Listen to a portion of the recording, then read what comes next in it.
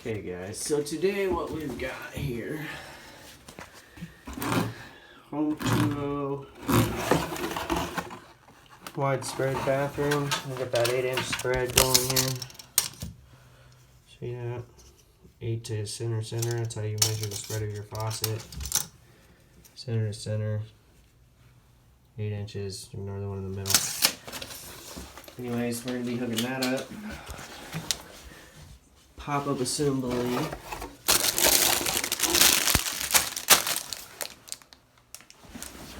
And P-trap. Stick around. First thing we're going to want to do is make sure we have all the hardware. So we got that. That goes to that. Got our spacer holding nut for one side. Spacer holding nut for the other side. Some of them do matter, but some of these ones don't. They're exactly the same, so hot and cold does not matter. Okay. So we're going to drop that in. Drop that in. We're going to drop that in. Doesn't matter if they're lined up, we can do that in a minute. Take these two. Okay, we're going to take those two. And we're going to put them on with the washer first. Hey guys, so I just noticed that we have these angle stops in here. They're no good. They're crap. If you can change them, I would highly recommend doing it, but we're not doing that today, so I will show you how to get around changing them with some brass adapters. We'll get to that. I'll show you that when we get there. Alright, this is what it looks like when you started it. You've got your washer here. Spinning lock nut. Spin it till it gets tight. And then take your screwdriver or whatever you have. So the best way I do it, just bear with me. We'll spin it tight. Okay, just a finger. Snug. Come up here. Turn the handle so that it goes on and off. Focus. That's off.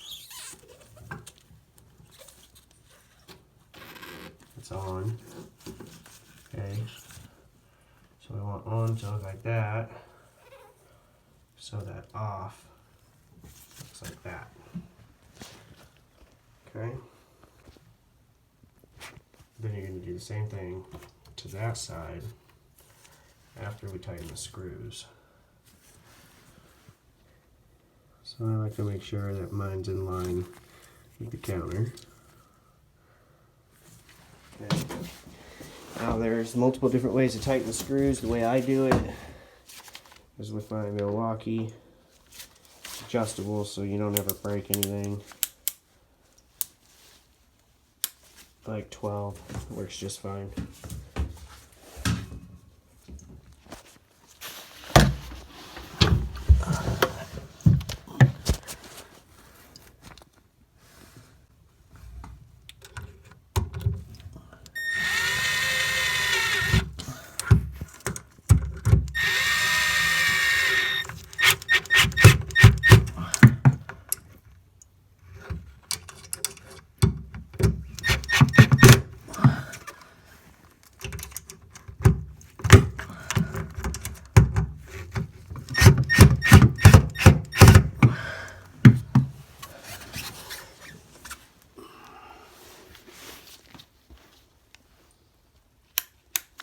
Take it back to 10.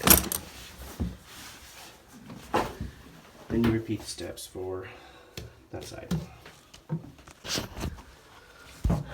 So for the faucet, what we're going to do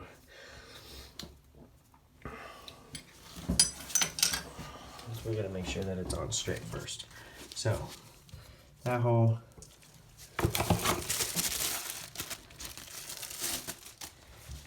is for this guy. Okay?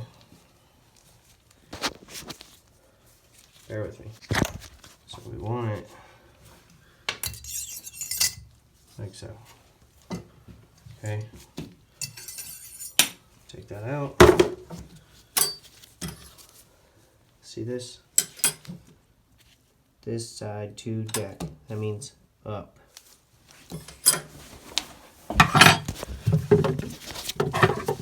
way it works.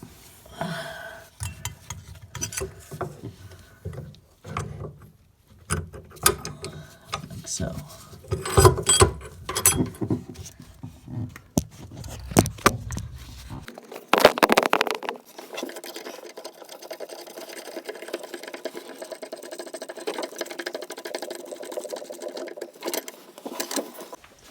Check it out.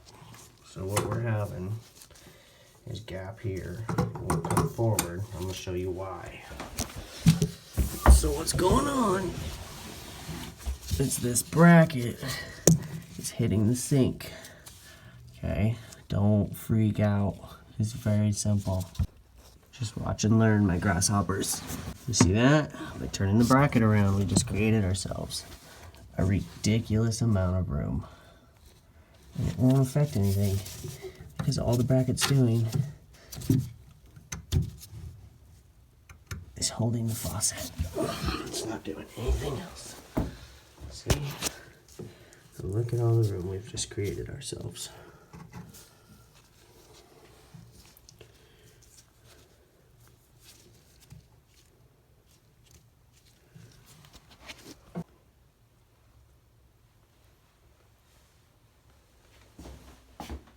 Okay.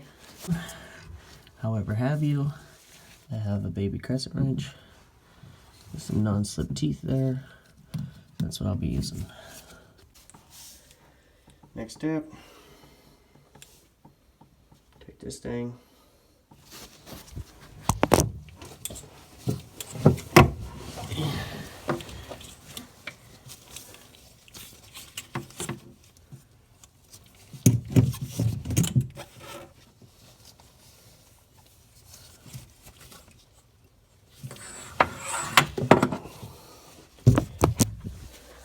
go like this. Hot, faucet, cold. It does not matter which way it goes. There's no hot and cold side. As long as that goes to the faucet. One goes to the hot, one goes to the cold.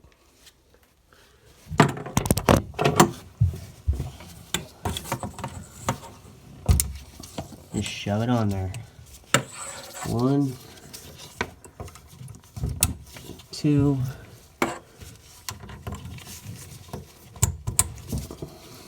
3. Hot, faucet, cold.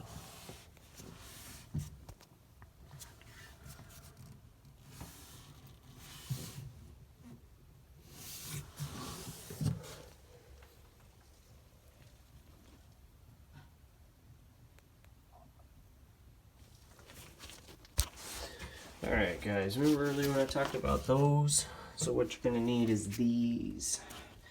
What this is a 1/2 inch by 3/8 brass adapter. Comes from Home Depot. Real cheap. They come with a washer inside. What you want to do is make sure that washer sets inside here.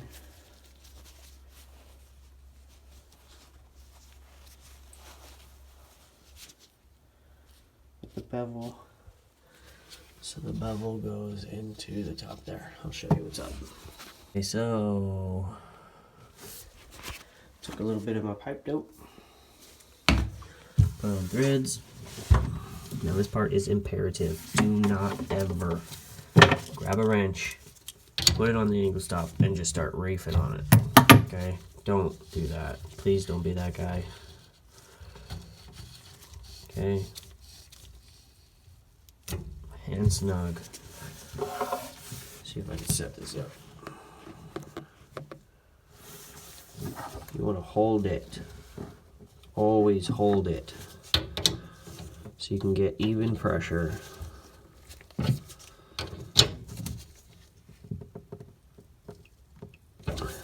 Once it's tight, that's it, guys.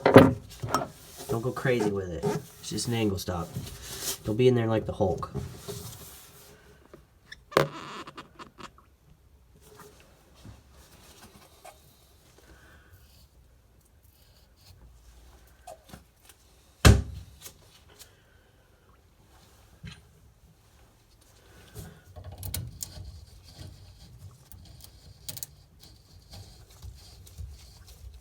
Some of you are watching me go in reverse first. I always do reverse first until I feel my threads sink down.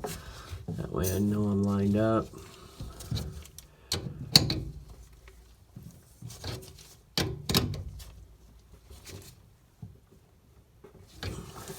That's it.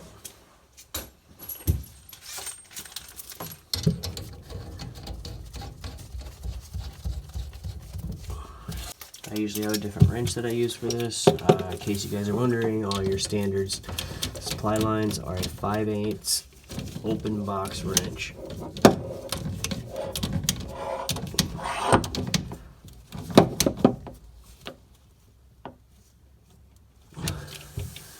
This is a ratcheting crescent wrench made by Crescent. I've heard a lot of crap about them, but that's because people are idiots and they don't know how to use them.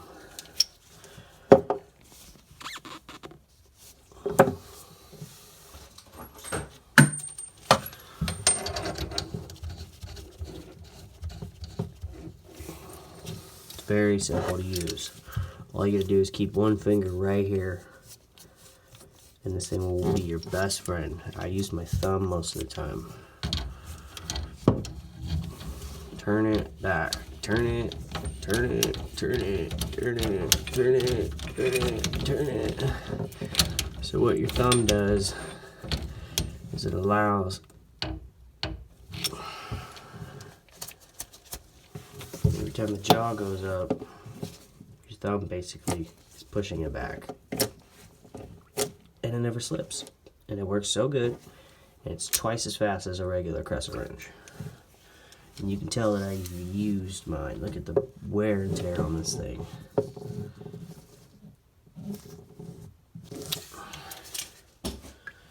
Anyways, now your next step will be to connect the top of your supply lines to the bottom of your faucet lines. Right there. Now these do have the square nut up here that you absolutely have to put a backer wrench on, because this soft copper will twist and spin right out of the bottom of that valve. So here's how I get this job done. So I bought me one of these. Okay, it's made by Rigid, specifically designed for faucets. It's got all kinds of tools on it. It's got one for the basket strainer, which I'll show you in all my videos on how to use this tool for each different scenario. But it's got your slotted wrench for your plastic faucet nuts. It's got certain faucet nuts that fit in there. Basket strainer goes there. Okay, then we got supply lines, smaller supply lines, random odd old school supply lines, and it's got this, and that's got like 4 different it's got slots here for plastic wing nuts, bigger supply lines, bigger faucet nuts, smaller faucet nuts to this. I don't know what the hell that does. I haven't figured it out yet. But it does a lot. So for this, we want that one.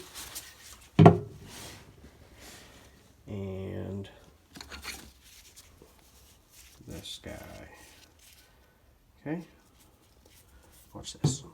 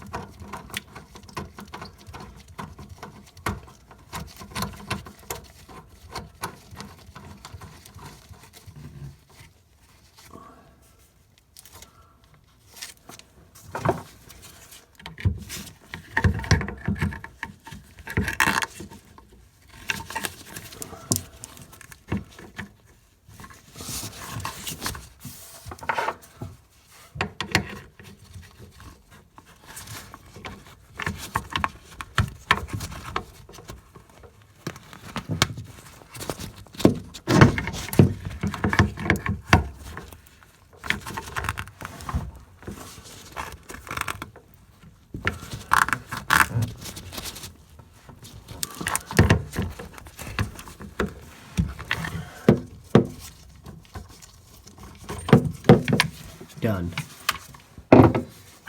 Now if you don't have that cool wrench, obviously you could use 2 crescent wrenches, you could use an open end wrench, you can use pretty much anything you want. Try not to use any channel locks because that'll just jack shit up. I mean, other than that, it's pretty straightforward. As long as you don't spin this copper line, just get it tight so it doesn't leak. That's basically all there is to it. And do the same thing for the hot side. The important thing to remember is when you're doing supply lines, you always want to try and make them into a circle or a bend or a loop or whatever the hell you want to call it before you hook it up. Don't like, you know, get crazy with this thing. Point being is when you tighten these down, this is going to want to spin, and if it's like, you know, ran, however, when it spins, it'll try to kink up on itself, and you don't want kinks. So this is the best way to do it. Also, you can spin the whole damn thing still. It'll pivot here, and it'll pivot here. And if it doesn't pivot, what you want to do is put a wrench on it.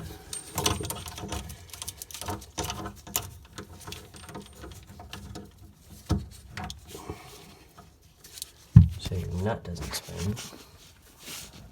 You hold it.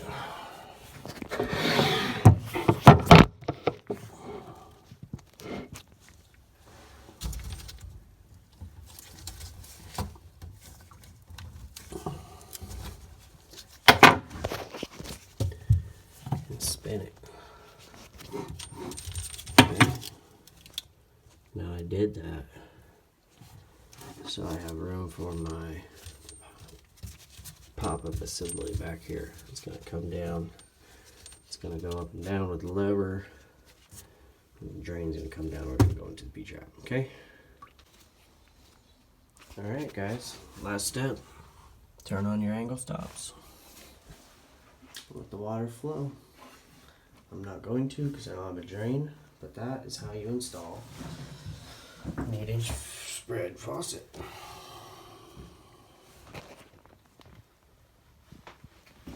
Very nicely.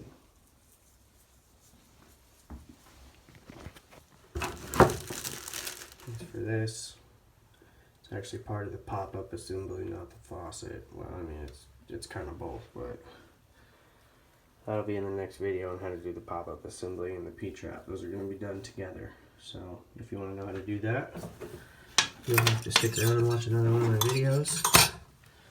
Don't forget to like, subscribe, questions, comments, feel free to ask. I am here to make your plumbing needs easier. Tube plumber, baby. Rock and roll. Let's do it. God bless.